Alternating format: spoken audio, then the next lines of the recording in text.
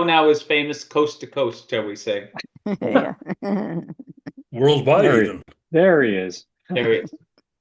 Shut up.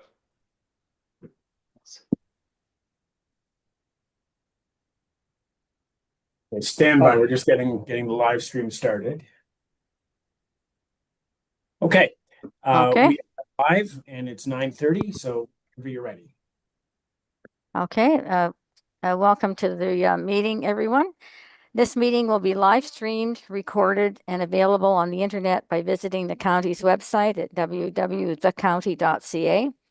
The meeting will be conducted as a virtual electronic meeting in accordance with the county's procedural bylaw. So we now need to confirm the agenda, that the agenda for the Built and Cultural Heritage Advisory Committee meeting November 5th, 2025 be confirmed. Do I have a mover and a seconder for that? Thank you, Bob, and a seconder. Ross, thank you. Okay, any disclosure of pecuniary interest in the general nature thereof? Seeing none, we'll proceed to the minutes of the previous meeting. The Built and Cultural Heritage Advisory Committee minutes from the meeting held September 3rd, 2025. That the minutes of the Built and Cultural Heritage Advisory Committee meeting held April 2nd, 2025 be adopted as presented. Mover and a seconder for that. I so I move. think Dave Arjon and a seconder. Ross, thank you. Are there any errors or corrections to those minutes? Okay, seeing none, all in favor? Thank you. No announcements, Ben? I have none unless the committee does. Oh, I see Bob. Yes, Bob. Just to recognize that November 8th is Indigenous Veterans Day, in addition to November 11th as Remembrance Day. Okay, thank you. All right. Any comments from the audience on this is on the items on the agenda? Ben? No, we don't. Nope. Okay, so do you want me to read 6.1? Is that the members of the public to provide comments? No, that's okay. Okay. All right. So we are on to item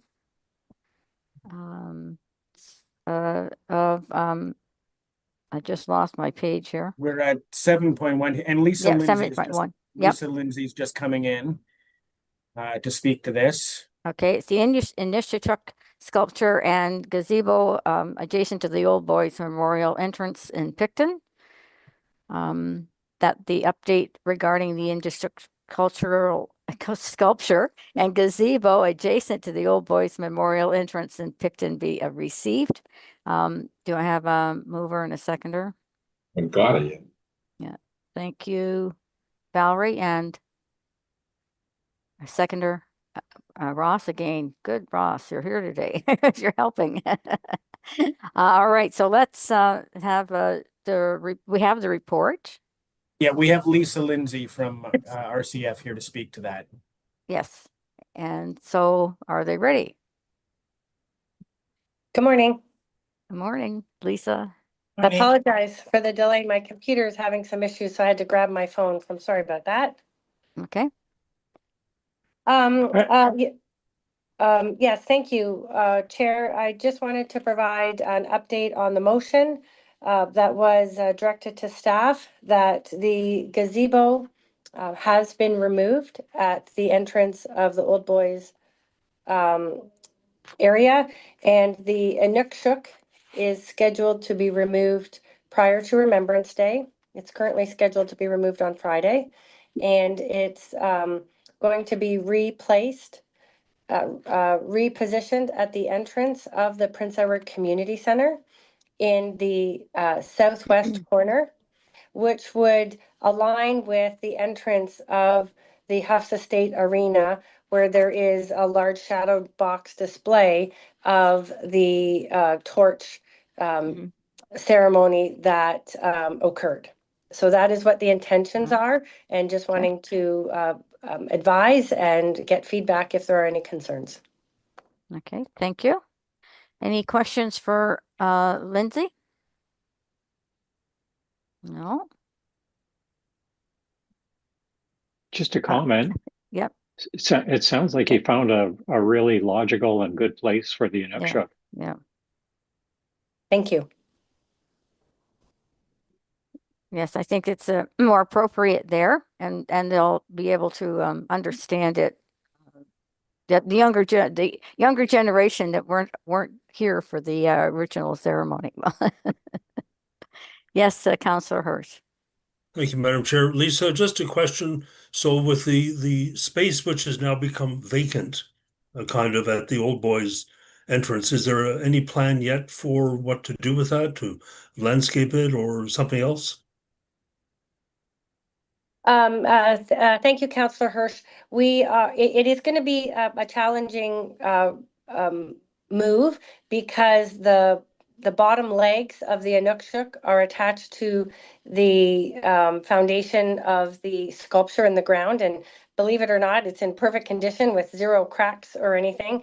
But we are going to be trying to have the garden area back in the same kind of situation it currently is.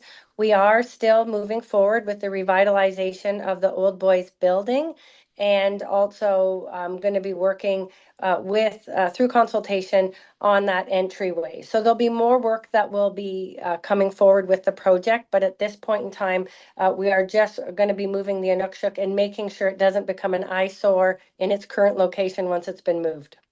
Mhm. Great, thanks. Yeah, thank you. Okay, thank you. No more questions or comments? All right, then, thank you, Lisa. So that now we will vote on the receiving of this report. All in favor? Thank you. Okay. So now report of the community services programs and initiatives department regarding commemoration of Prince Edward County veterans. Okay, so I'm just looking around. Do we have someone speaking to this? Okay, Sarah, it's you. Will be you? Okay. So that the report CSP 24/2025 be received by the Bilton Cultural Heritage Advisory Committee. Madam Chair, if I Yep. could interrupt. Given that there may be some appointments in this, why don't we do Okay. this after the Two. discussion? Okay, all right, first, okay, all right. So discussion on that report?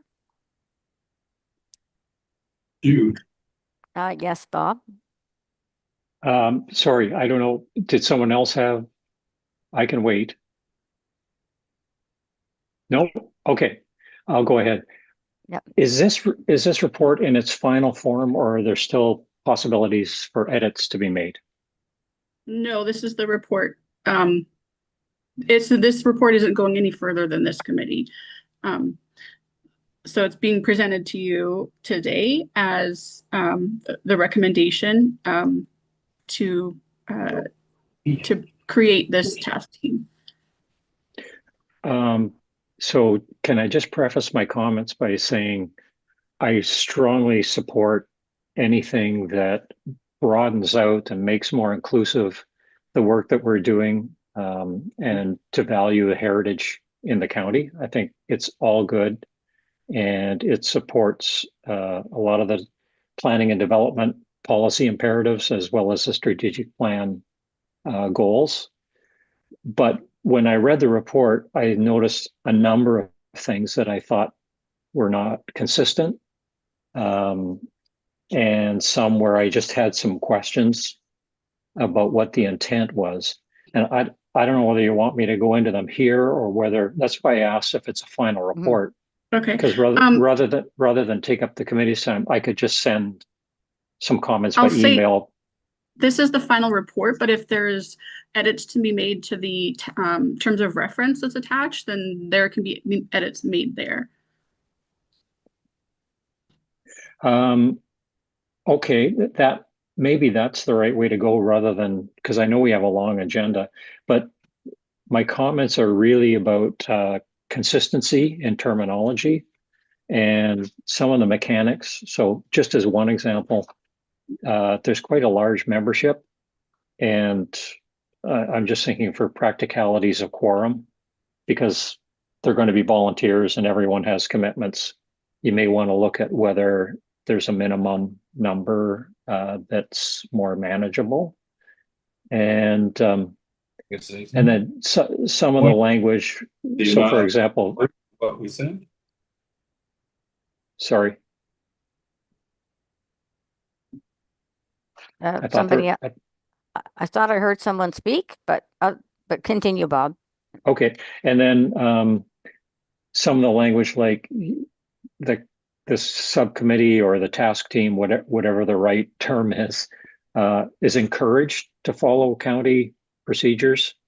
I would just think that's kind of a given, isn't it? That they will. So those are my comments are in those of that nature, and if I can just send an email with some suggestions for the terms of reference, I'd be really happy with that. Okay, all right, we'll send them along to Sarah. Okay, thanks. Okay, anyone else with comments or questions?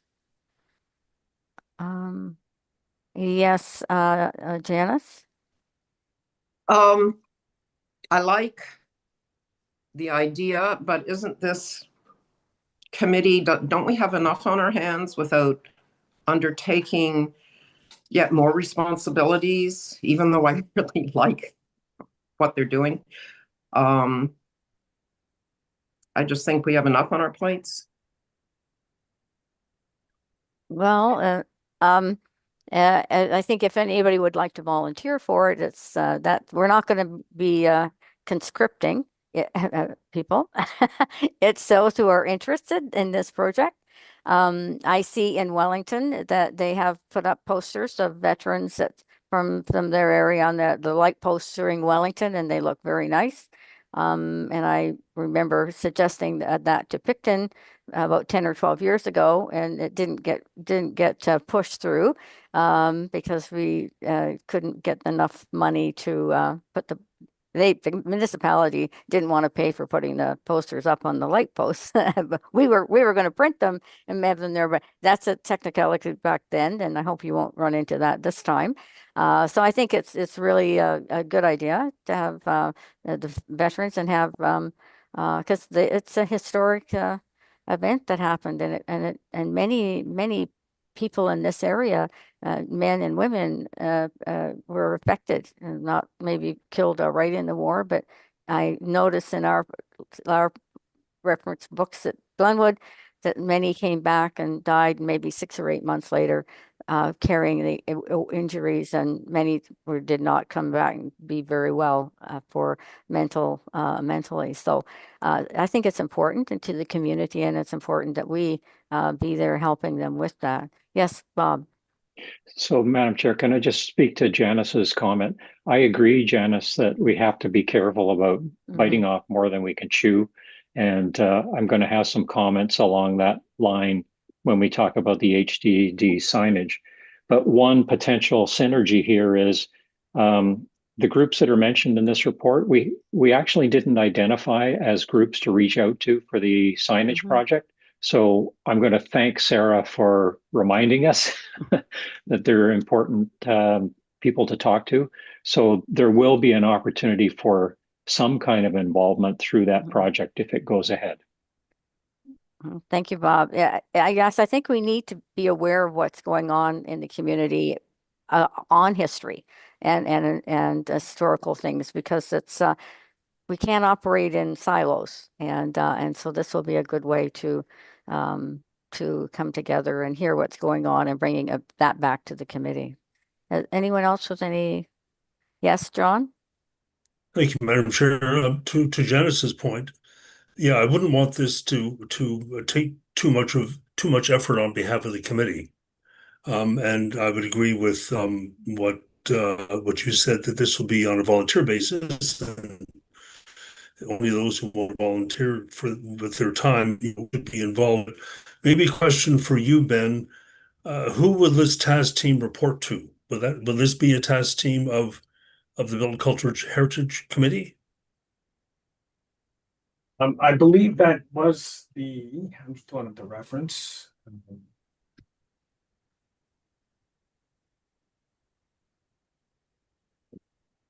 The task team will act as a resource to the Built and Cultural Heritage Committee, Yeah. does not have any delegated authority. The task team is intended to support and will report to the Built and Cultural Heritage Advisory Committee. I think that's the way Okay, we so did that with means, I mean, other we will, committees. Yeah. whatever, yeah, so whatever the task team gets involved with, we will be hearing about on a regular basis, but I would think that's just like an update each meeting, and it shouldn't undertake too much effort. I would hope too that Tom Folds, who was the person who initiated this with council, would really be taking the lead and wouldn't be imposing too much work on the members from BC Hack.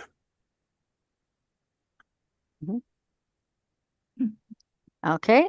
All right. So now the next move in this one is to see if someone would like to volunteer. I think we've been requested to have volunteers. Okay, Arjan, yes. I volunteer. Thank you. And Yes, Madam Chair, the yes, terms of reference suggest 2 to 3 members. yes, yeah, yeah. You're on your way with Arjan. Yeah, here we go, Arjan. I guess I will volunteer as president of the Historical Society. I can will be glad to. And my father was an Army veteran from World War II, so I think I can give some assistance for this. Carve it out of my time. Do we have anybody else who would like to join us? I'll move to close nominations. Oh no, sorry, we have another one.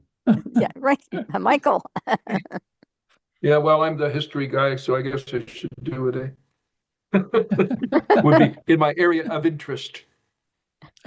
Good. So I think All it's an right. area of So we interest have for 3 many of us. then, Ben?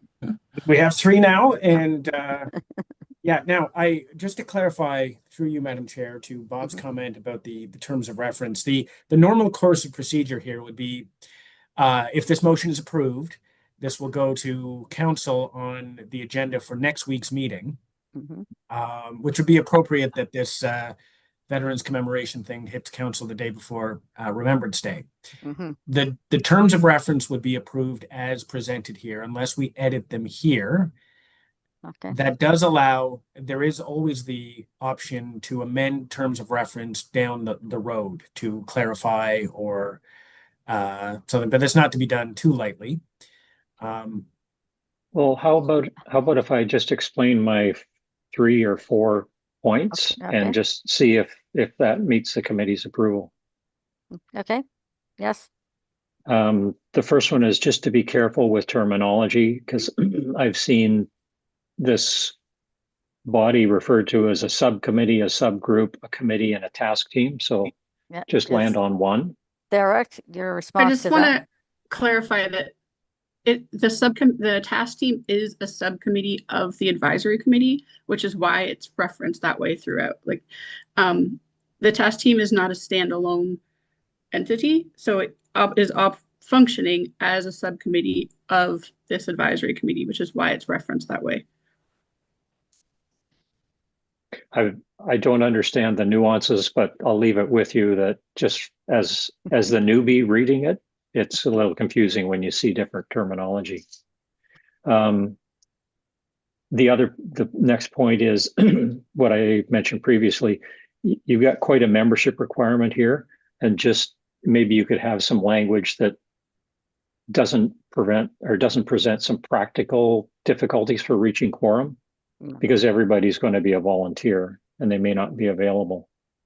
Then there was a line that says our committee, BCHEC, may, quote, terminate any member without notice. To me, that seemed pretty arbitrary. Can you put some, language on that there has to be a good reason to do that. The task team is encouraged to work with county procedures, but again, I would say that's just a given. As Ben very astutely advised us when we joined the committee. Yes, Sarah, can you, do you want us to respond to one? Yeah, I was just Okay. gonna say, Ben can correct me, but I believe those are standard language for terms of references within the municipality. They would apply to any terms of reference that is initiated. Well, It is typical. If the group is reporting to this committee, then whatever authority exists, this committee acts in. So that the removal of the member, if it's outside of this committee, then the power lies with this group to do that. And the encouraging is again standard language. It's just softer than requirement. well, but Ben, I mean, Yeah. either you comply or you don't, right? It's nice to encourage us, but if we don't comply, you're going to call us on it. Okay, Councillor John, yeah. Thank you, Madam Chair. Bob, the beauty of task teams is that the task team meetings aren't run by the clerk's office. So they have more latitude, and they're not recorded. So they have more latitude to operate in a more freely open manner, may I say, and I support that. I find kind of our structures sometimes are more difficult. And as to removing members, this has been necessary in the past for to move a member of a working group or task team very quickly without notice, generally due to bad behavior. As Ben said, these are standard texts. So Okay, well, I've made my comments and thank you for the opportunity. Okay, yeah. I'll just address your quorum concern as well. Since it's 6, not inclusive of the 2 to 3 members of this group, we can make it that quorum is 4 members. So as it's not currently defined in the terms of reference, we can add that in that quorum is defined by 4 members present at the meeting. Okay. Sure. It's just a practical comment. That's all, Sarah. Yeah. Okay. Yeah, so any other, does that help, Ben? Yeah, typically quorum is majority. So we have 2, 3. Maybe that should read that the minimum, you have a minimum and a maximum number of committee members. And, yeah. Then if they're not a member, like how many, I didn't count the numbers that you have for that testing. So this would be 8 members, and if we're at 4 members, that's 50% of the group, which is okay, not quite majority, just under. But I mean, I guess Ben could let us know if that the notion of procedure. quorum is always that if you have quorum, it represents a majority, so the decision made by a group can't be overturned by the people who weren't there at the meeting. So if you have 4 and then you have 4 who weren't at the meeting and they, might have disagreed with action, then that's what complicates. That's the nature. Okay. Of quorum is always a peril sometimes with volunteer groups, and there is sometimes no good way around it except in encouraging everybody to be at the meetings. No. Okay. Well, why don't we run with it? That and then if there needs to be changes to it because it isn't really functioning, then we can come back. Okay. I mean, this project is not going to be done in a month. It's something that we will be thoughtfully put through, and so it's if we need some changes and as we go along, we can be flexible. Okay. Are you happy with that, Sarah? Yes. And if that's the case, Madam Chair, you would need to put the motion on the floor. Right. Okay. And I do need a mover and a seconder, right? Before I start here. Thank you, Bob. And who else? The seconder, that our John, thank you. That the report CSP 24-2025 be received by the Built and Cultural Advisory Committee.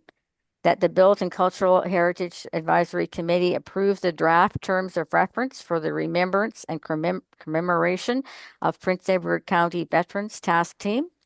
That the draft terms of the reference for the remembrance and commemoration of the Prince Edward County Veterans Task Team be forwarded to council for the final approval, and that our John and Michael and Sandy, and you can fill in your full names, be appointed to the remembrance of and commemoration of Prince Edward County Veterans Task Team as per the terms of reference. I call the vote. All in favor? Thank you. Okay. All right. So we'll you make sure you've got our email addresses and tell us when we need to show up for the meeting. Thank you. All right. Okay. Now we are going on to the Indigenous Heritage representation. Yes, Madam Chair, we have Chris Palmer from Museums here to sort of lead this. Yep. Morning, everybody. Yeah, so at the end of August, in response to a Built Committee member's inquiry regarding the recognition of Indigenous heritage in the county, we received a request from Council Committee Coordinator Ben Thornton asking us to attend this particular meeting to highlight how Indigenous heritage is preserved and represented, particularly by the municipality, but in our context with the museums and our projects. To do that, we just thought it'd be best to provide an update for the committee on two of our projects, our most recent projects. The first is A Path Forward, which is our permanent and evolving exhibit, co-curated by Jujunhan Ungawana and recognized as a legacy space by the Gordownie and Cheney Wenjack Fund. It did win the 2024 Ontario Museum Association Award of Excellence in Special Projects, which recognizes innovative initiatives that advance the museum profession. And the exhibit is available year-round for engagement with Indigenous heritage, largely through Indigenous art, history, and story.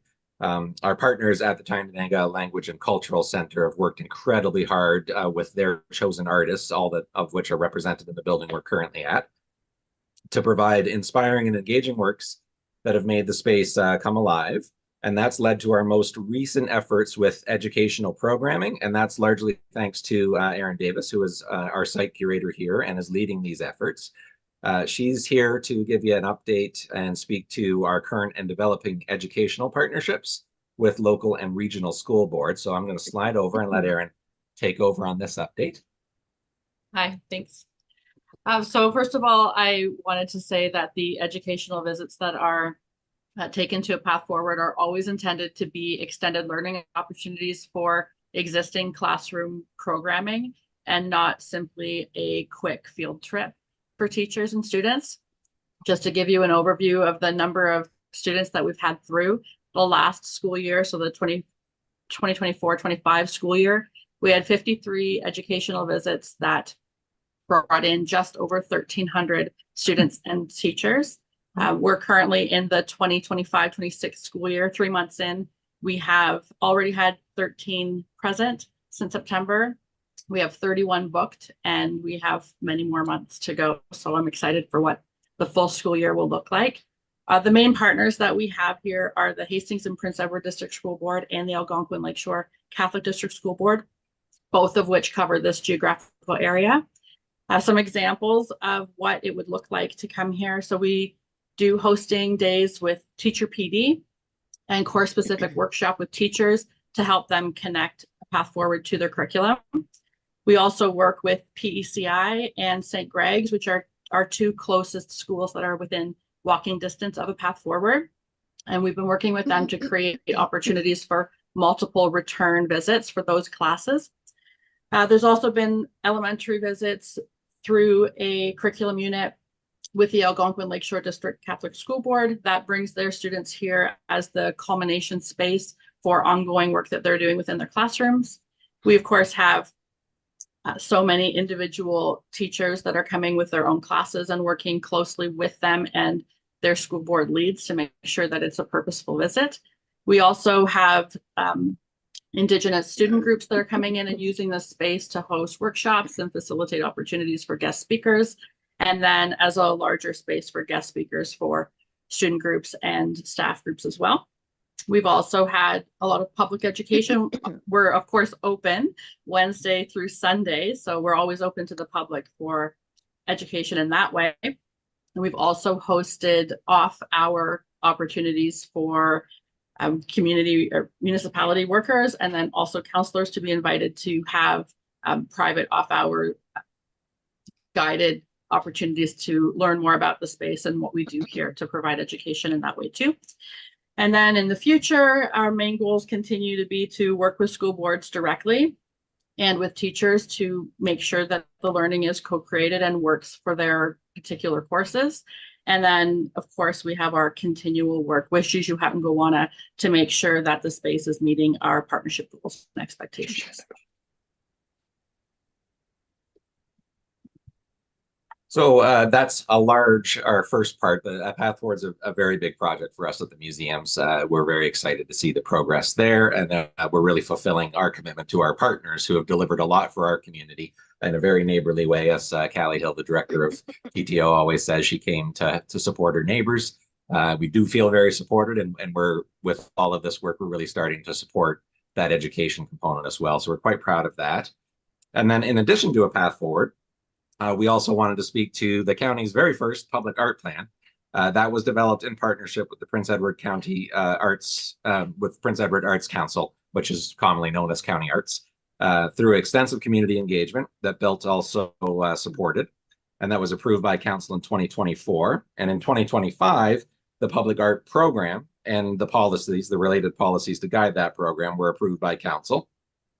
And the municipality entered into a service agreement. We call it a partnership, but a service agreement is the technical term, with County Arts to facilitate the public art program over the first 3 years. 2025 was the first year, and 2027 will be their will follow into their third year.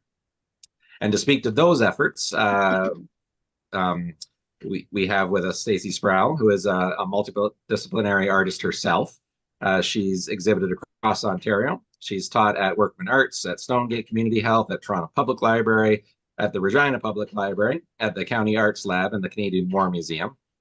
She is the current programs director for County Arts, and through our partnership with County Arts, she is our brand new public art coordinator. So here is Stacey. Thanks so much, Chris.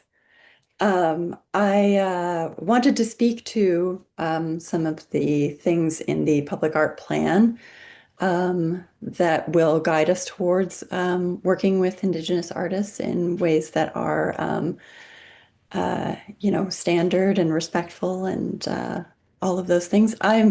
I could share my screen, but honestly, most of what I would be sharing would be text-based anyway, so I might just talk it. But for those of you who are not familiar with the public art plan, you can currently see it up on, it should be up on the county's website, but it is up on County Art's website. If you go to public art, you can see this beautiful, almost 90-page document that outlines all the work that we did, including community consultation, to understand what the community wants in terms of public art. So with the themes for public art, the community identified number one being natural history and environment, but number two being stories of past, present, and future stewards and residents of this land. So the examples given were local history, heritage, stories of Indigenous people, Loyalists and other European descended settlers, Black people and people of color, etc. There was a particular interest in depicting Indigenous stories and presence throughout public art. So I think that's really important as a program as we move forward to remember that and hold in our minds. We're in a very extreme infancy at the moment with our policies only having passed in June. We're working on like the smallest seeds of commissions at the moment, but nothing with Indigenous artists as of yet. On page 39 of the public art plan, we go into the concept of commemoration. So there's a lot of discussion within this page about fostering an equitable commemorative landscape.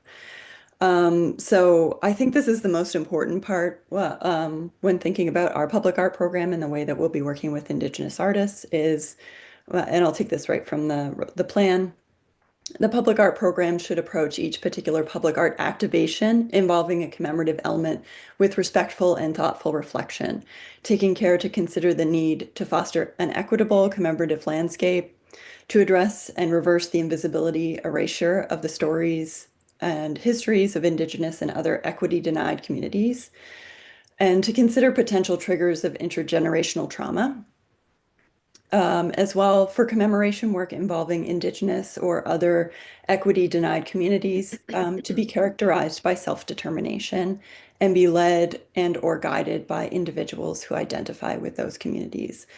Within art in general, the best practice is Indigenous self-determination. So allowing Indigenous folks to lead those projects, working with Indigenous curators, making sure that the story is told by the people who have experience with the story.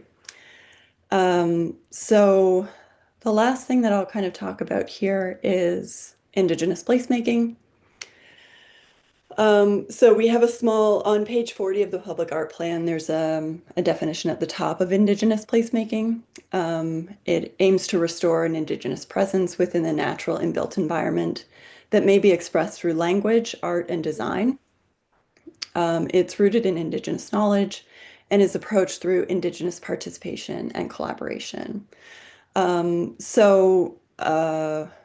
We have done some considerable consultation with Indigenous communities, and some of it has included some of these placemaking things. I feel like we've mostly just scratched the surface of decolonization and reconciliation work here in the county that must be done.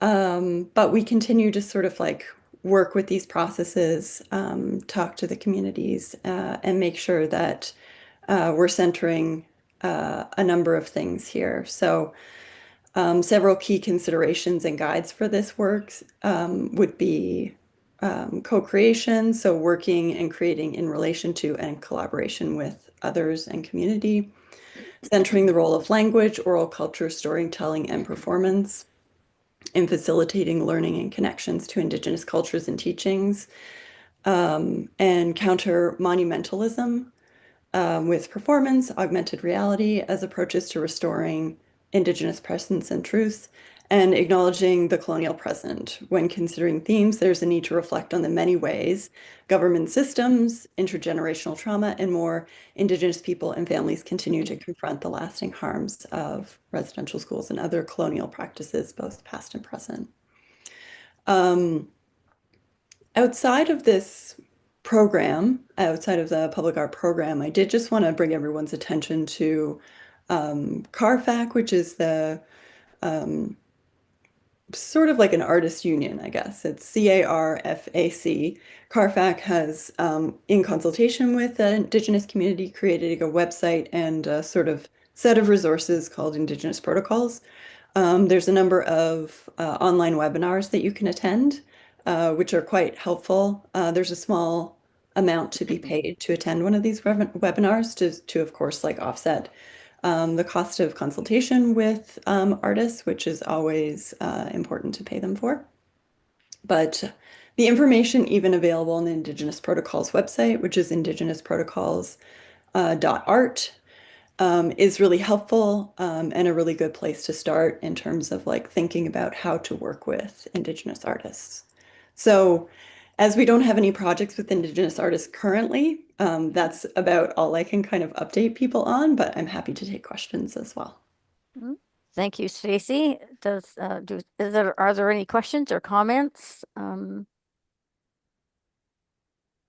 No. All right. Well, yes. Oh, yes, Bob.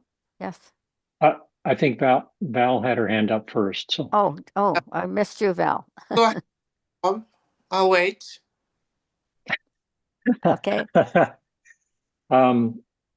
So Stacy, I know on the HCD signage project, we have County Arts as one of the groups we want to talk to. Mhm. I would like to invite you to be part of the project team because what you spoke to just resonates with me so strongly. I can't really add to it other than to say Miigwech, Yawa, and Marci. And I don't know if you know my background, but engagement with Indigenous communities has been a very large part of it. And it's a very strong personal cause for me, allyship. So I look forward to having more interaction and hopefully collaboration with County Arts and the work that we're doing. Great, absolutely. Would love to chat about it. Okay. Yes, Val. Madam Chair, I just want to acknowledge at this time, thank you for delivering this piece today. It couldn't be at a more pivotal time. I just want to acknowledge that today. And moving forward, hopefully we can broaden this landscape. Thank you. Thank you. Anyone else? Yeah. All right. So that now I have the motion that the Bilton Cultural Heritage Advisory Committee discussion regarding Indigenous heritage representation be received. Mover and a seconder, please. Thank you, Councillor Hurst, and the seconder is Edwin. All in favor? Thank you very much. Thank you. We'll look forward to you coming back again with some projects that maybe come your way and with this. Okay, good. Thanks. Now we're moving on to 7.3. And this is the designation of the Morrison Point property. I think.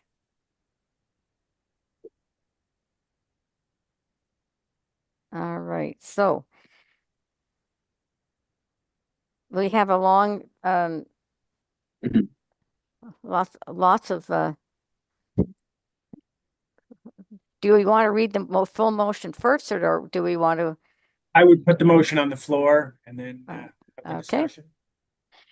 All right, report of the Development Services Department dated November 5th, 2025 regarding Heritage Designation, Part 4, Ontario Heritage Act. That the report of the Development Services Department dated September 3rd, 2025, including recommendations from the Heritage Designation Working Group regarding the designation of the subject property be received. That the Built and Cultural Heritage Advisory Committee makes a recommendation to Council pursuant to Part 4, Section 29 of the Ontario Heritage Act regarding the designation of the property known municipally as 355B Morrison Point Road. That the staff be authorized to publish and serve Council's notice of intention to designate as per the requirements of the Ontario Heritage Act. That if there are no objections to the designation in accordance with the provisions of the Ontario Heritage Act, the clerk be authorized to place a designation bylaw before Council for adoption.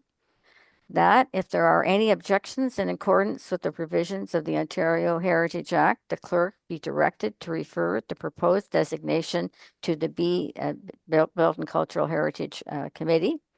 That staff be authorized and directed to do all things necessary to give effect to this resolution. Now, do we need a mover and a seconder at this point? Councillor Hirsch and Edwin, thank you. Okay, discussion. Councillor Hirsch. If I might speak to this, thank you, Madam Chair. First, I'd like to note, and Mr. Margetson is actually with us this morning. I'd like to to note Ernie's contribution to working with Mark Kerr on Morrison Point Road to describe the designation of not just the house, but the entire farm complex and the dry stone wall. And that, for me, raises an issue about how this gets described in the bylaw, and that is it really should be the whole complex. And I would note that in previous designations of this nature, and I'm looking at the actual index properties designated under the off our website, we have, for example, Rose Frost Farm Complex on Rome Road. We have the Walmsley Ayr Scully Farm Complex on Walmsley Road and the Cermak Farm Complex. So it's more than just the house. And I think that it at least needs to be referred to that way. But I would have a question for you, Stuart. What does Appendix A to the bylaw say? Because maybe we only need to change kind of the title of the bylaw to talk about the complex. If Appendix A details all of these features as Ernie Marketson included in his report, then we'd be adequately covered. So I could speak to that. Yeah, absolutely. So through the chair, we do have the option to edit the bylaw and maybe clarify a little bit before it goes before council for their decision.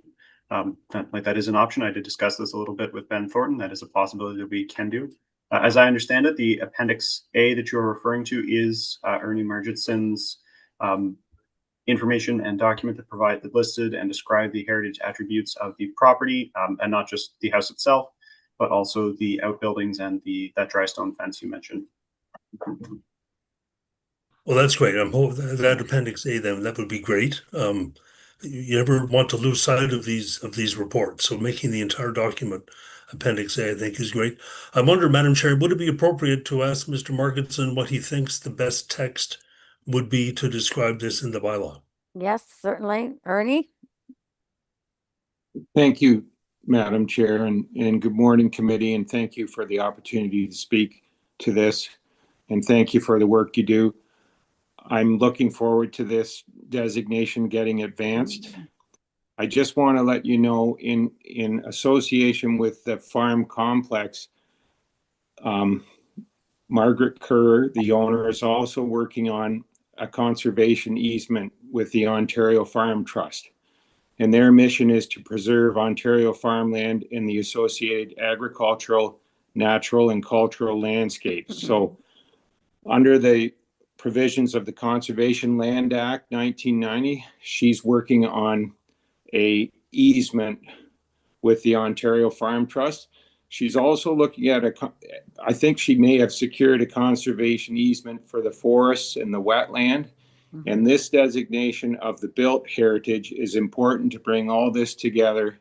And I think it's a really good example of an owner that wants to preserve the heritage of their property. So what you just did, Councillor Hirsch, was exactly what I was going to say. The bylaw, the title says Kerr House, circa 1835, and number 1 of the bylaw also says that the property known as the Kerr House.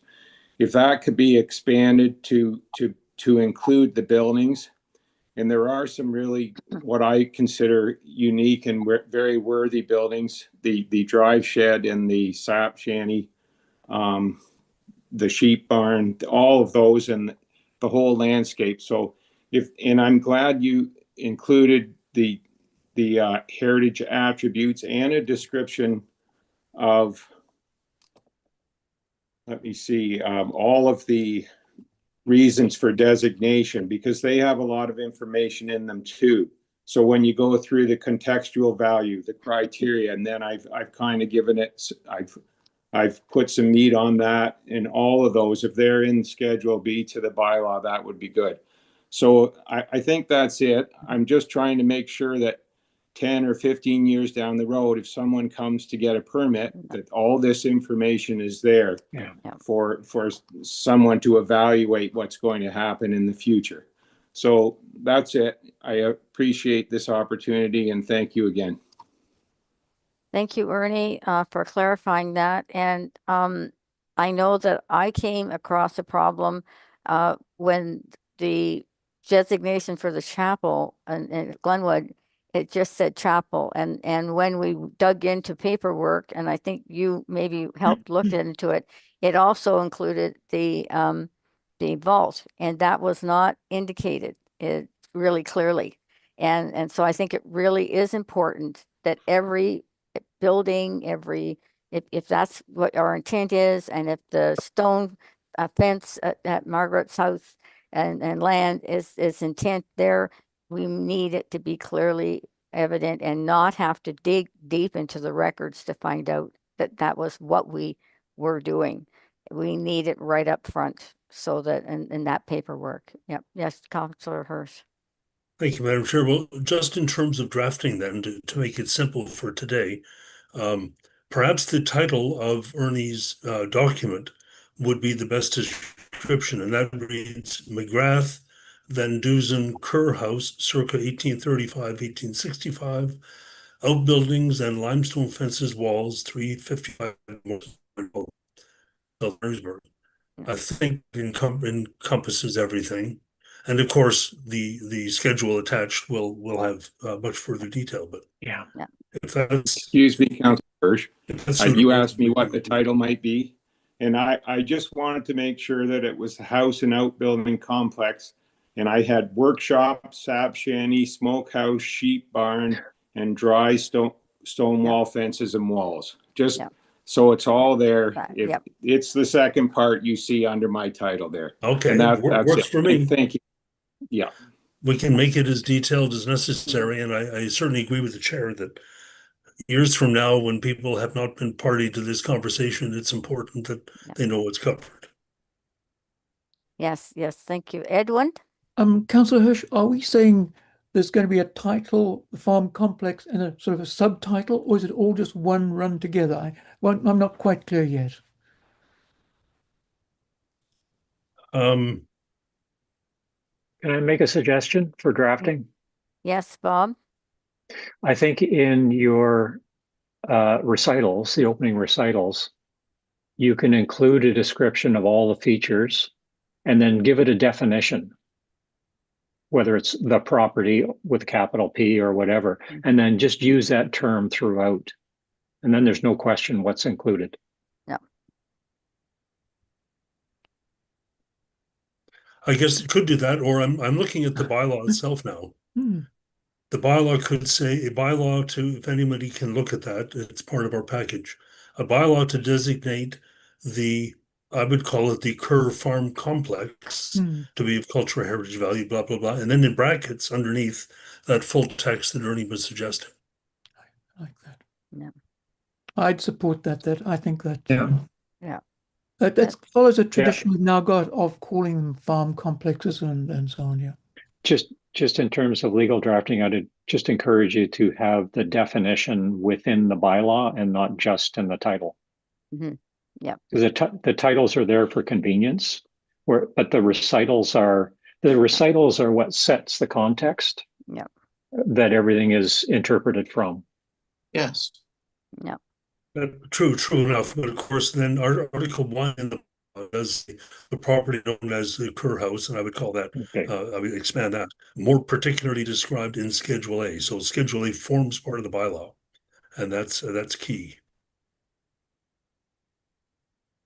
Well, and I think it's really critical to define what every piece is. Like that is what we're talking about. All those outbuildings and at the stone fence, because down the road somebody will say, well, it really wasn't in there. But we need to say specifically and define it. That's what I'm supporting Bob's.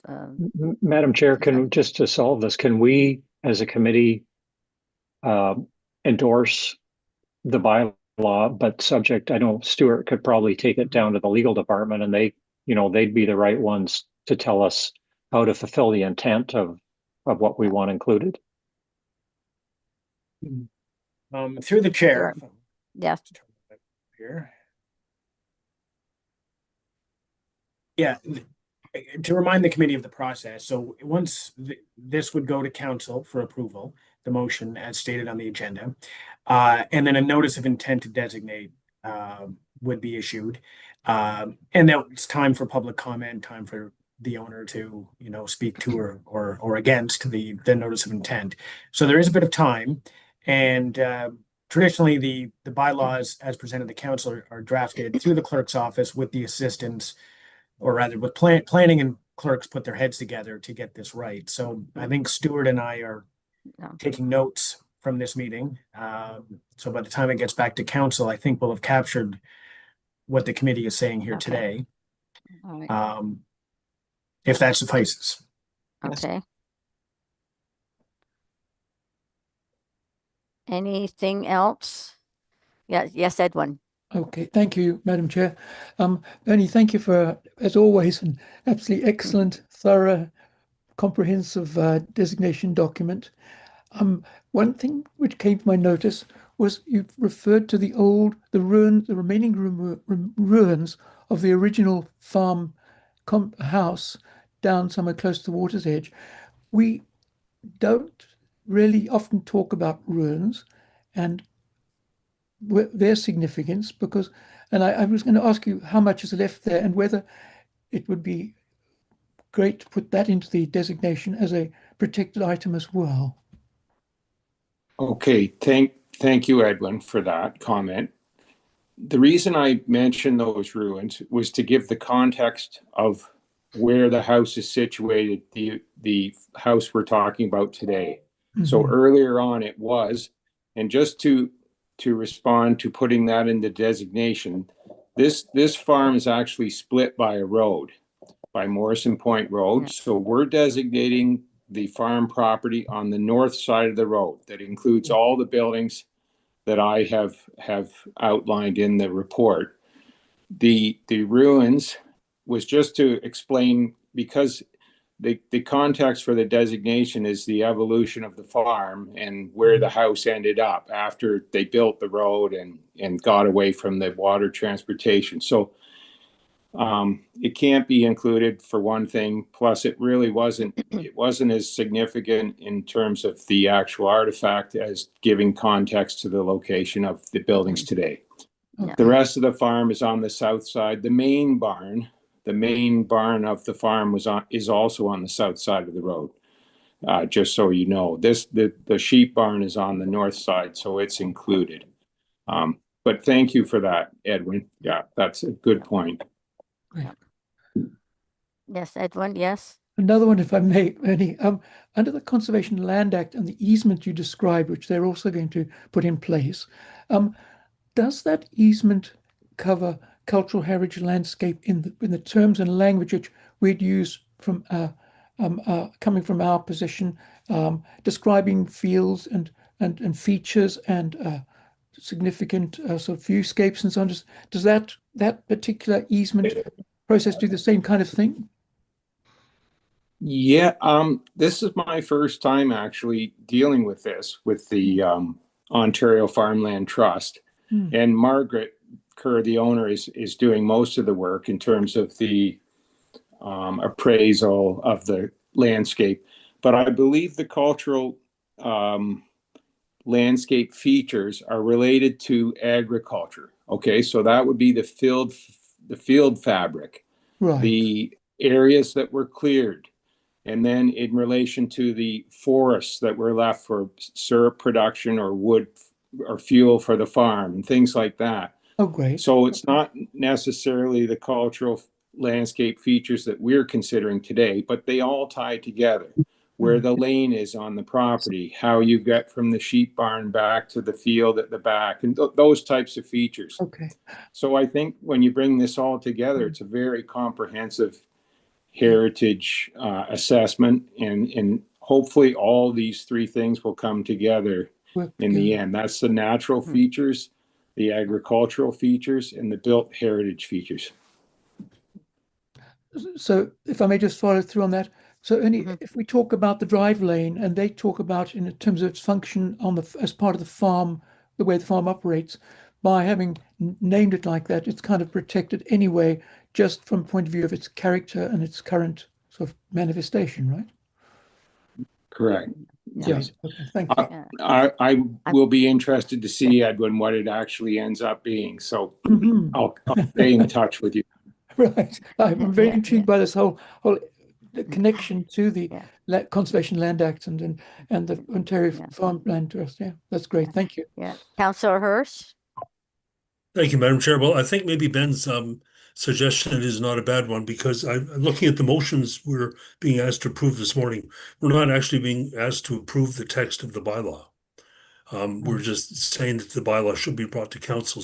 So if staff thinks they have enough based on this meeting to make some amendments to the draft bylaw, then perhaps we can entrust, and we get, of course, get to have a look at it before it goes to council to see that we're all happy with it. Okay. Ben, is that acceptable to you? Yeah. Yeah. Okay. All Through you, right. Madam Chair, I think that's fine. Stuart and I will work. And we can also touch base with Mr. Margetson for one final look, see if it kind of matches his intent. But I think we've got copious notes and a video recording of this meeting. Yeah. Good. Oh, there's Thank you. no backing out now. Yeah, no. So All with right. that, Madam Chair, the motion is on the floor. Okay, yes, and I'm just going to thank Ernie for coming in and giving his points of view on this, that you've put a lot of work into it, and I know Margaret's been very excited and pleased that we're looking at it Well, today. thank you very much, committee, and good day to everyone. Okay, thank you. Thanks, Ernie. So Thanks, Ernie. I call the motion for everybody. Is this a passing, voting, all in favor? Just to receive, it's just to receive it, isn't it? Pardon me? Madam Chair, isn't this just to receive it now? Or we're not actually? No, I read the whole motion. Okay, right. Yep. Got you. I've read it all. It's up there. So we got the whole motion in there.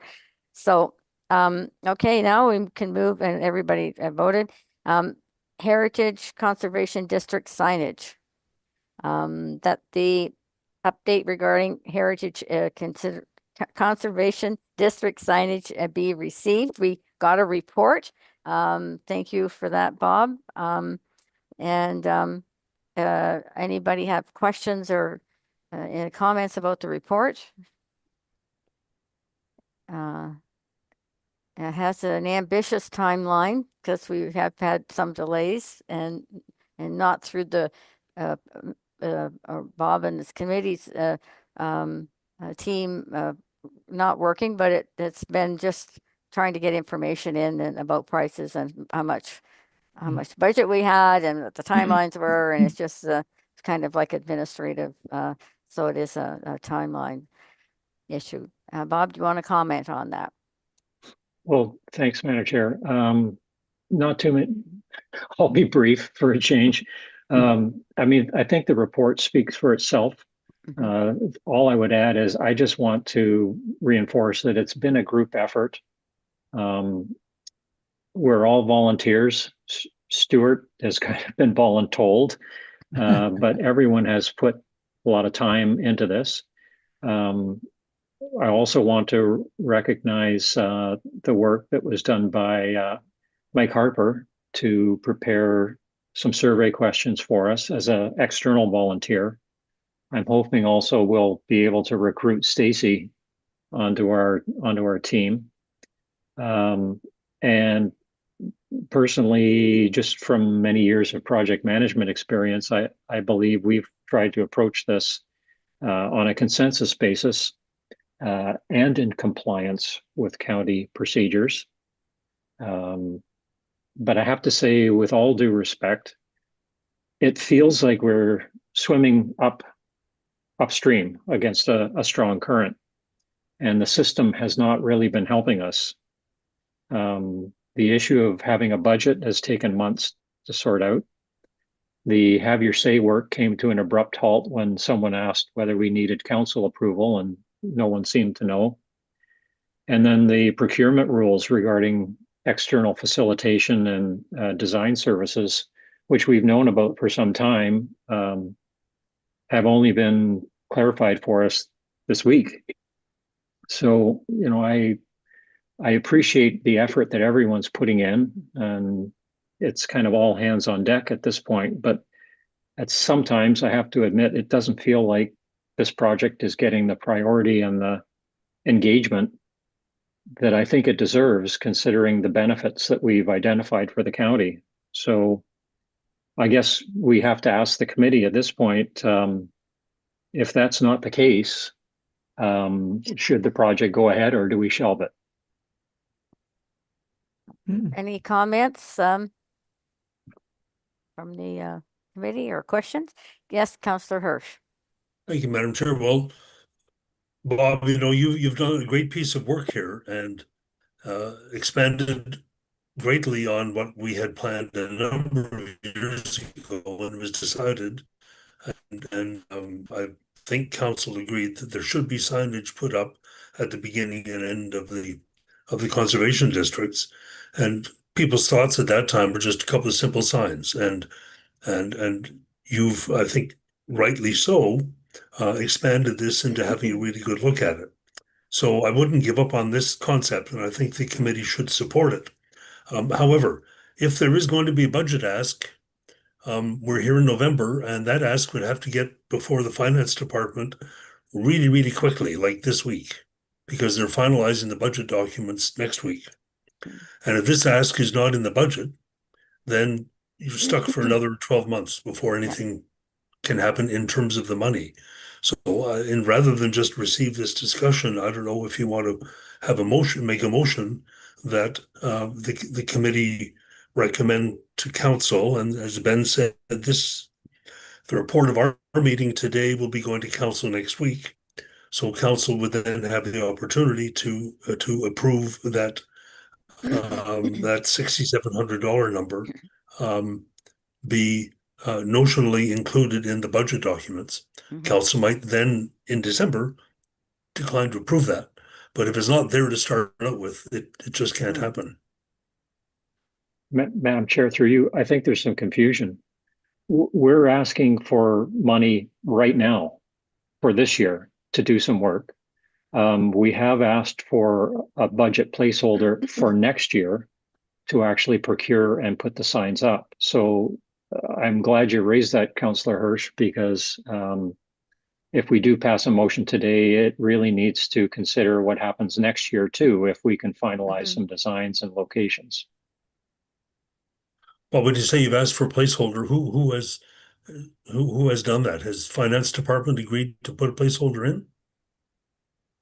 I think that information, that request was forwarded some time ago. Ben, are you aware of that? I don't know. I don't recall specifics. I don't remember. Bob, do you remember what the rough number was? Edwin, help me out here. I think it was it in the 10,000 range? Yep, that's right. Okay, I'm not sure a formal request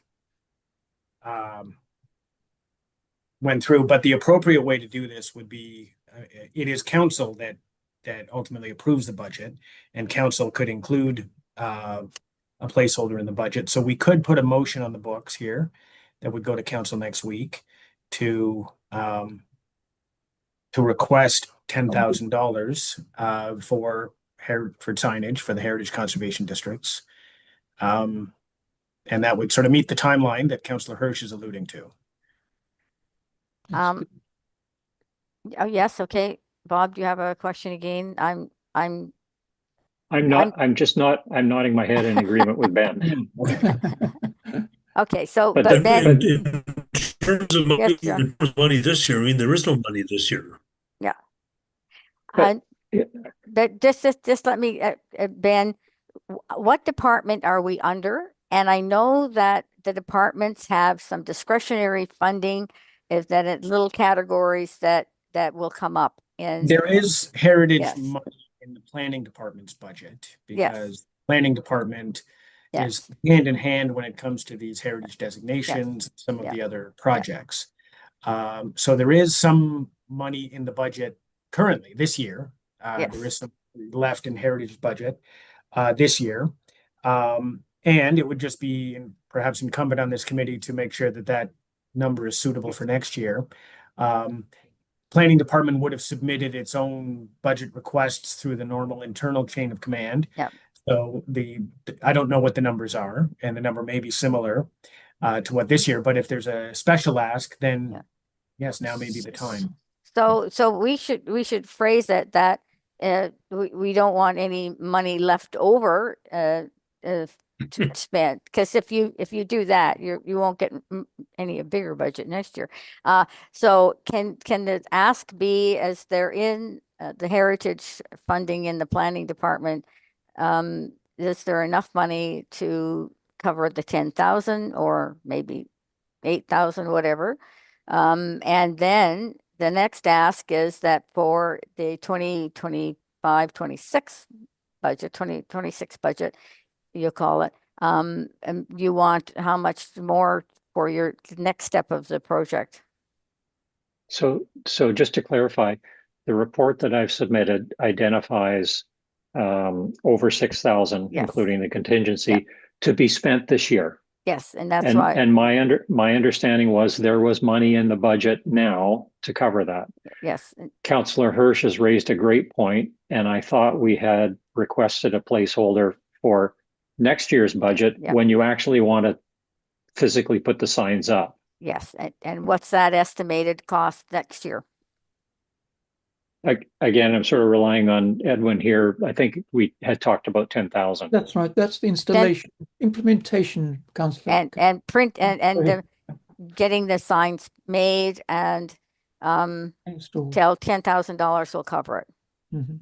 Okay, so that's the ask for the 26 budget. So you're actually, the motion should say that this is what we want now, and then this is what we want in 2026. Right. Yes. Okay. Thank you.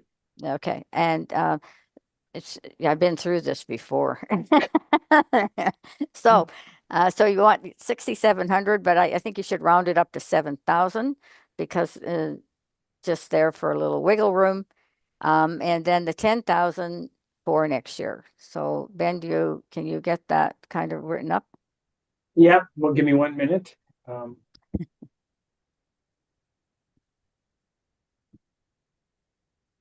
And to clarify through the chair, Bob, that part of the ask for this year is payment for a facilitator.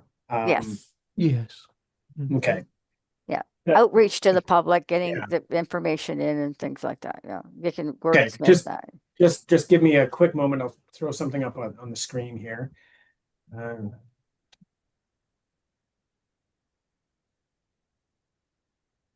That's right. Before the end of the fiscal year, we'd like to have your say done and a workshop with some key heritage partners, which would involve an independent or an impartial facilitator, and quite likely someone with design expertise, either to participate or to follow up with the preliminary sketches.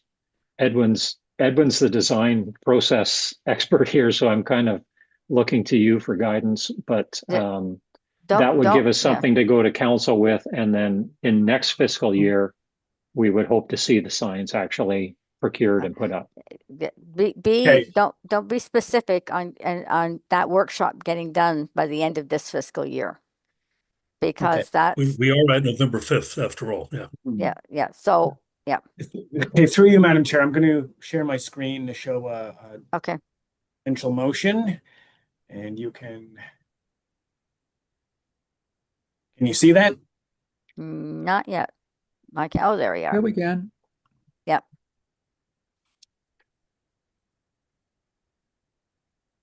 Nope. There it is. Yeah. It's on I hate my computer. Okay, so it's in the note 2, it should be 6,700. Okay. I had split it up. Oh, that's right. He split it up. Yeah. Oh, he split it up. I see. But doesn't add up to 6,700. No, we can, Do you want to just say 3,500 in each one? Because I don't think we'll spend that much, but sure. All right. That's good. that yeah. gives us lots of Okay, Yeah. good. buffer. And in number 3, I would prefer Edwin help out here. We're not going to wind up with final designs, are we, after the workshop? No, we won't have working drawings. We won't have drawings we can use to actually implement. No, not yet. No. So that should say for design services. Which line? At the line. In number Oh, 3. yes, at design. That's right, for design services. Yeah, that's great. Well, then, that's good. Okay. That might even say for design services to provide preliminary. Well, okay, fair enough. Yep. Okay. Yep. And then 10,000 in the 2026 budget. Got year. it. Yep. Okay. Great. Thank you. Wow. All right. That was quick, Ben. Terrific. Oh, Just going to put direct Ben staff. comes through again. he's Thank a you, Ben. quick learner and on all this stuff. Okay. So now we've all read that and clearly see it. So that can be the motion for this project. Yep. Yep. Okay. Do you want me to read it again? No, you took it off the screen. I can read it out if you'd like. Okay, because I don't have it. That the committee recommend council direct staff to provide opportunities for public engagement regarding signage for the Picton and Wellington Heritage Conservation Districts through the Have Your Say webpage, and that the committee recommend council approve the use of up to $3,500 from the Planning Department's 2025 Heritage budget to engage a facilitator to coordinate a public meeting and analyze response regarding signage for the Picton and Wellington Conservation Districts. That should be Heritage Conservation Districts, pardon me. Yeah, thank you. That the committee recommend council approve up to $3,500 from the Planning Department's 2025 Heritage budget for design services for signage to identify and provide information on the built and cultural heritage of the Picton and Wellington Heritage Conservation Districts, and that the committee recommend council direct staff to include $10,000 in the 2026 budget for the production and installation of signage to identify and provide information on the built and cultural heritage of the Picton and Wellington Heritage Conservation Districts. All right. So do I have a mover and a seconder for that? And then we can talk about it a little bit more. Oh, Thank okay, you. because I have an amendment. Okay, Ross and Yeah, and Edwin. We're going to get that on the floor now. The amendment. So correction? Ben, just for absolute clarity, in number 2, it's not intended to be a public meeting. It's a workshop. Okay. Okay. We just say workshop then? Just work. Yeah. Sure. Coordinate a workshop. Okay. Yeah. Okay. Sometimes public meetings scare people. Sure. All right. So. Sorry, we had Bob move that. Was there a seconder? Yep. It was Edwin. Okay. And so all in favor? All right, good. Great. Normally you're an agreeable group. Normally I would go on all in favor and then contrary minded. Was what I learned very, very long ago. So, Madam Chair, I just want to say thank you to the committee for their support on this project. Appreciate it. You're welcome. Okay. And to Ben and Stuart in particular. Yeah. So now that's if we can, Madam Chair, if we can just receive that discussion, because that's the yes. agenda. Okay. So the motion to receive the discussion on the signage conservation signage district report to Councillor Hurst and Edwin. Thank you. All in favor. Yep. Okay. Now we're doing 7.6 task reports from the task teams and working groups. So the Heritage Permit Task Team, I see we have 2 of those coming up on the agenda. So, obviously you've been busy.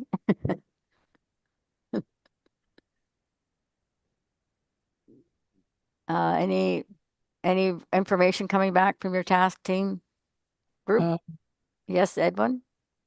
Let's just be talking first, Madam Chair, about HP 1425, which is the 133 Main Street building. I think our report is fairly thorough and explanatory. I don't know if there are any questions on that one. Sorry, through the chair, Edwin. Yep. We have a separate agenda item for that. Oh, sorry, I thought you were getting that. So we've two sets of comments to endorse. Right. Following this. This would just be if you had any further report. I know there's been action, but as you know, if there's anything you wanted to report beyond, Okay. Not on that one. No, thanks. Okay. So the cemetery task team, we haven't gotten together yet, and the heritage designation working group. Do you have any other designations on the pipeline? No. No, through you, Madam Chair. I've been requested. I will try to schedule another meeting for the Heritage Designation Working Group this month. It's been some time since they've met, so we'll just get the group together and take stock. Yeah. Okay. All right. Okay. So that the working group and task team updates be received. A mover and a seconder. Thank you, Arjon and Ross, all in favor. Thank you. That's passed. Okay, now we're on to the heritage permit application HP 1425. Oh, fine. Right. Yep. We're on 7.7, Madam Chair. Yep. Right. Yes. Okay. So say we had to turn this down, having worked somewhat diligently with we're back and forward with the applicant. In the end, there are just too many problems with this application, and as I say, we've recommended to planning that it not be approved. Okay. All right. Questions for Edwin in the committee or comments? Yes, Arjon. Yes, thank you, Madam Chair. So, reading the report, they have already bought the windows? Is that, did I read that right? That's what we understand, yes. Oh, that's sort of like putting the cart before the horse, I think. Wow. Right. Whoa. Well, but thank you for your diligence. Like it's, well, and I do think their proposal looks pretty ugly. Yes. Yeah. Arjon, the consensus talking with planning was that we should ignore the fact that they have purchased these windows and just provide what we always try to do, an objective heritage analysis of the proposal. Okay. Thank you. All right. So then we have a motion for that the Built and Cultural Heritage Advisory Committee endorse the comments from the Heritage Permit Task Team regarding Heritage Permit Application HP, and then it says 1625. Shouldn't it say 1425? That was my yeah, typo. This 14. is 14. Yeah, 14, okay, 1425. So a mover and a seconder for that. Thank you, Michael and Ross. Okay, Ross, the seconder. All in favor of the, okay, good, that passes. Okay, now we have Heritage Permit Application 1625 290 Wellington Main Street, that the Built and Cultural Heritage Advisory Committee endorses the comments from the Heritage Permit Task Team regarding the Heritage Permit Application 1625. So it's on the floor. Who's the mover and a seconder, and then we can discuss what was said there. Okay, Arjon and seconder. Thank you, and Edwin. Okay. Okay. So that permit now. What do we have questions and comments for that one? Madam Chair, if I may just start with a background comment. This is the exact opposite of the problems we had with 14. This is very beautifully prepared, thought out, lots of detail put together by Chris and his team. We had no problems with this. It's one of the sort of objectives of any cultural sort of work like this is to, if you can't make it perfect, you always improve. And this is a situation where a rather ungainly tubular steel railing has been taken down, replaced with an elegant glass railing, which will be lower visual impact, less impact on the heritage context and of the fabric, less physical impact on the fabric, and as they say, an all-round excellent proposal, which we recommended to the planning department for approval. Yeah, that's really nice to see. Yes. Yeah. Any other comments or questions? Okay. All in favor of that? Madam Chair, Yes, before I vote, I don't have to recuse myself from this, do I? Since my daughter works for museums and she's in the building a lot. That's right. I mean, I can vote on this, can't I? It's just a pure. It's not a pecuniary interest. Okay. Well, her safety may be a great interest to me. Yeah. Yeah. Right. Good. Okay. All in Okay. favor then. Okay. Good. All right. That passes. Thank you. All right. So master list of permits that we updating. Do we have any updates for the master list? We will when Margaret Kurz goes in. That'll be an update. Ben? In 1 second, this is through you, Madam Chair. This is information for the committee. This is about heritage permits. There has been a relatively steady stream of them coming in. So we just sort of update. They're in various stages of review by the task team, by planning staff. So every month we just try to update you with what's been completed and what's still pending. So and I imagine the task team will have more comments for endorsement or review on the agenda next month as well. So Okay. All right. Madam Chair? Yes. If I may just make a comment. Good news is good to pass on to the committee. HP 50, which is 130, which is 155. Ben, is it 150? 15. It's 15. Yeah, HP 15 25. When we first got this application from Domino's, it was essentially a Las Vegas style signage they were proposing, making the building into a sign.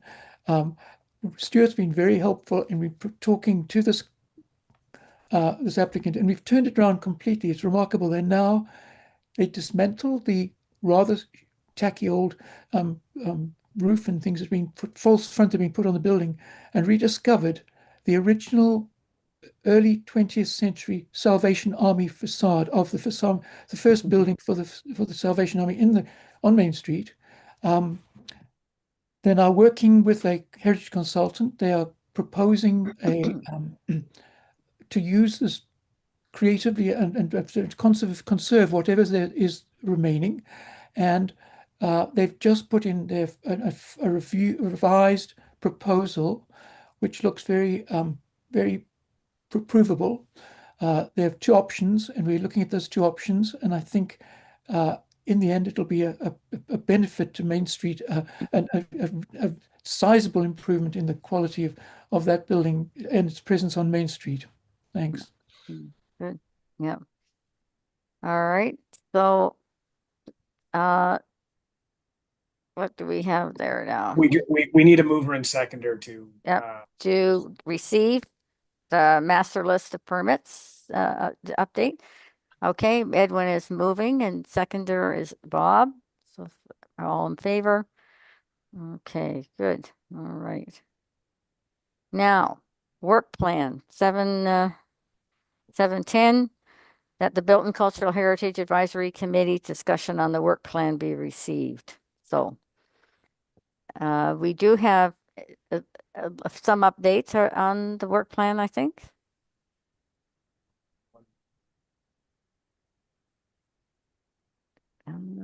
Through you, Madam Chair, the work plan, we update when planning files are reviewed by the task team. There is work going on with the Cultural Heritage Master Plan. They presented at the last meeting. There was work going on with the HCB signage. So work continues. I would remind the committee through you that you're in the last year of this term of council, and so it's a time to be thoughtful and prioritize what can get done. They'll go into the next item on the agenda, the schedule of meetings for next year. There will be fewer than this year, just given the fact that it's a council election year.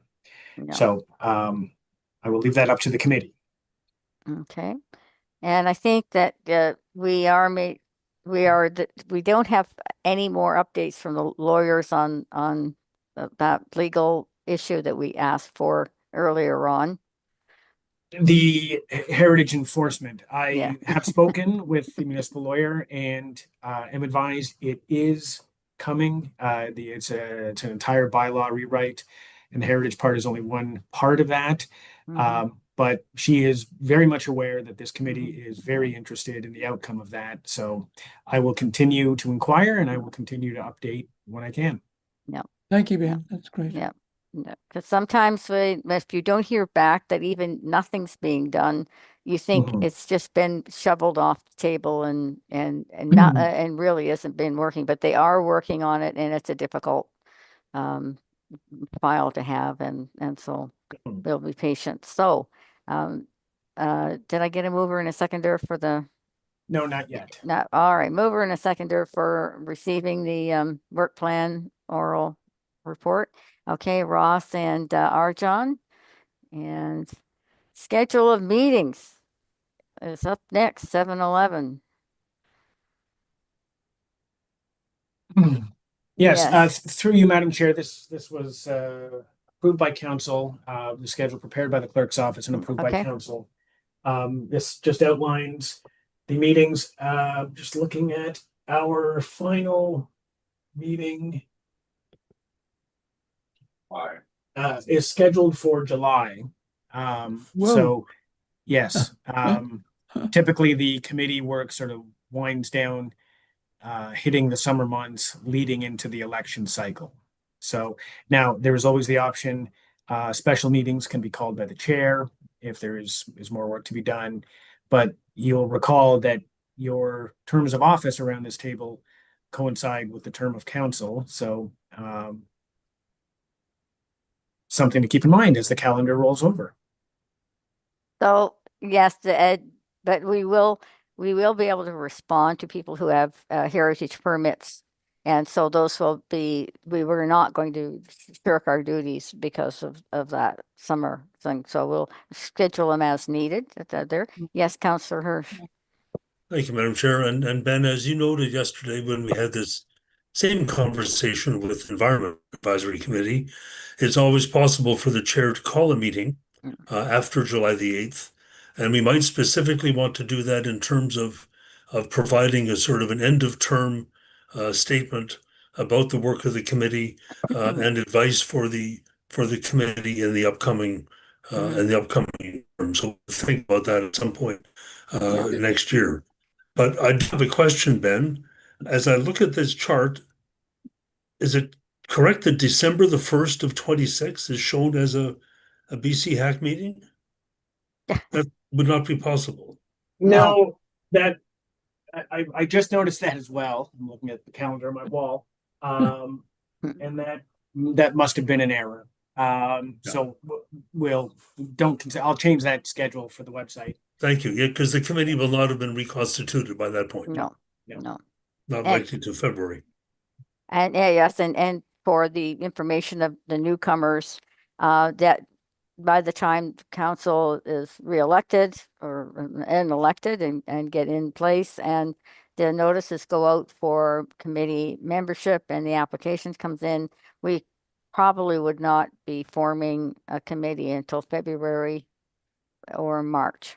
So Whoa. that, yeah, it's sometimes, well, because if they don't get all an application and we don't get enough applicants, then we're kind of stymied to moving forward. So you have to be patient and persistent in working with this kind of system anyway. So don't get discouraged, Bob. It's just the way it works. And yeah. Better that than someone coming in and saying, let's just tear down the shower hall for to build a ballroom. So and have it start the next day. I'd rather have to be patient and plod along and save things than have any quick fixes. This means, well, I don't know about that, because I see a lot of dancing often goes on at Shire Hall. But well, we can maybe look at it for a long-term project, maybe. Well, that's why I have a turn my ball- camera off during the meetings. Yeah. we have a ballroom across the street at the Cape, so. Oh, yeah. That's there, true, yeah. we do. We'll see them sashaying down to the Cape. Yes, Janice, and then Edwin.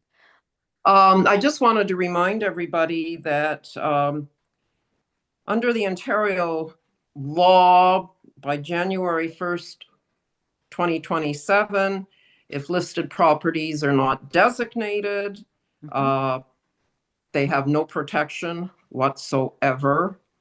So to me, that means we don't drop things, we start picking up things and going forward as fast as possible. I think that's why Ben is going to be calling a meeting for the designations, because if you want to be moving forward, and this came up before, that you need to get a strategy and a plan of how you're going to get the public on board and get in contact with those people that have houses, and do they want them, to go through the process. That all of that needs to start again. Oh, definitely. Yeah. Definitely. So the meeting. But there's no chair there, it just seems to have been disintegrated, and we need to get revved up again, because my experience is that person-to-person contact. I mean, I've pulled in 6 designations doing that. And we Ben, have to start doing that again. Yeah, Ben. I will. I'll pull the working group for a meeting date this week, and we'll look at something this month. But I'll send out a poll this week, Janice and the rest of the group. And then okay, we'll take it from there. Yeah. Thank you. Yep. Yes, Edwin. Madam Chair, I just reinforce what Janice is saying, because of course, if there's no council to approve designations after, what are we saying, July? Then we've only really got 6 months of 2026 to do any further work on the designations. Because if they're not passed by council before the end of the year, as Janice says, the listed properties come off the list, off the register. Yeah. Yes, Michael? And then Councillor John. Michael? You're on mute, Michael. You're on mute. It's true the listed properties come off the list, but it does not mean that we cannot continue to designate. No. Yes. Just because they come off the list does not mean that they are going to be never able to be designated. It simply means that the owners are no longer prevented from selling or demolishing the properties if they were listed. So it's a matter of continuing the effort regardless of the provincial legislation. It's to just continue the movement, shall we say. Yeah. I think. Okay. Yes, Janice, and then Councillor Hirsch. I think after January 2027, the listed properties are pulled off. Yeah. For 5 years. Correct. Oh, Yeah, Well, that's not true. yeah. nope. Can I just add to that? Councillor Hirsch Oh, is, sorry. he's been Yeah, waiting I for. just wanted to point out there were council meetings through September. Oh, So okay. September 22nd of 26 Okay. would be the last official council Right. meeting of the Yeah. term, which means the designations could be put forward. That would kind of be the last date for this term, which means we might well need to have a BC hack meeting in August or early September. Yeah. If a number of those get Yeah. produced and need to be Yeah. approved by council. Well, So that sounds reassuring. That's great. Yeah, and that can happen, and we did do that this past summer when needed. So that can come about. Now, as Edwin, did you have any other comments? Oh, I was just going to point, I think, Michael, the reason, the urgency that Janice is quite rightly putting forward is that you've got, once it's delisted, a building can be demolished after 10 days in terms of a demolition permit can be issued after 10 days from the time of application. So that puts buildings at extreme risk. Yeah. Yeah. Okay, so there will be a meeting of the designation committee, and I don't know. I know that Ernie was last chair, but I don't know, Ben. What's the process for them do they pick their own chair once they're appointed? Because I don't remember us Yes. appointing chairs. Yeah. No, So the they would group, elect their own yeah. chair. And Your current group is missing a chair, but you can appoint them when you come together. It's not our job as a committee, the primary to appoint the chair. Well, you'll approve your decision, but it's not us making it. Yeah. So those of you on the Heritage Designation Committee can self-select the chair and let us know. All right, good. Okay, so does that any other discussion about the schedule of meeting? That's what we deviated from that, didn't we? So we need a motion to receive the 2026 statutory and advisory board committee meeting schedule. Mover and a seconder. Councillor John moving, second Valerie. Thank you very much. All in favor? Okay, so we've got that. We do meet on December 10th, 2025, regular type meeting. Okay, Zoom. Yeah, okay. So, yes, Bob, do you have a comment? Oh, you're on mute. I probably missed the discussion, but why is there no Heritage Committee meeting in August if council is lame duck in September? There would be one if needed. If needed, okay. If needed, that we have Okay. the discretion to schedule meetings because we can't stop permits and we can't stop designations. We need to do that. Okay, thank you. Yep. Okay. All right. So next meeting that, and now we need a motion to adjourn. Oh, our John, he's got his hand up quick. Seconder. Anybody second it? You all want to stay? Oh, our Councillor John. Good. I was going to say, you all want to keep on going here. All right. Thank you very much, and we'll see you in December. Great. All right. Thanks, everyone. Bye bye. Bye bye. Cheers. Have a good day. Thank you. Thank you all. Yeah. Thank you.